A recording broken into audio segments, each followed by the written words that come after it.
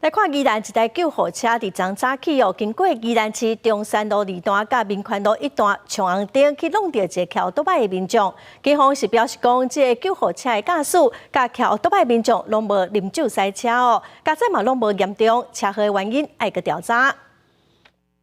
救护车当咧执行救援的任务，经过宜兰市中山路2段甲民权路1段路口的时阵过红灯。甲一只奥多摆相下，地主这个奥多摆骑士滑倒，加在敢若轻伤免送病院。警方获报后立即到场，对双方施以吐气酒测，双方均无酒精反应肇事原因尚待分析。事故发生了后，救护车顶悬的患者由其他的救护车送病院。警方到事故的现场展开调查，奥多摆骑士甲救护车的驾驶拢无食酒赛车，详细事故的原因还会调查。就是有时候可能有一些民众就会想说，那个就没有听到那个声音，或是没有很清楚，那有可能他当下说不定戴着耳机这样子，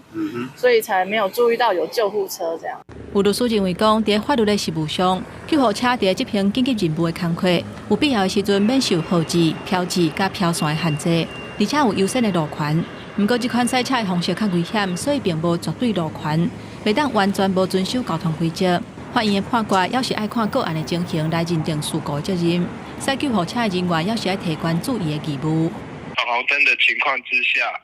那法院认为说他还是要尽到这个注意的义务虽然他可以闯红灯，但是他没有看清楚这闯红灯的话，也是有可能会有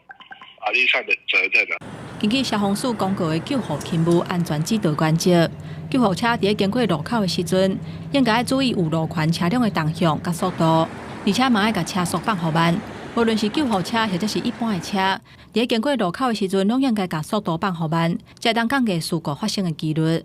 记者综合报道。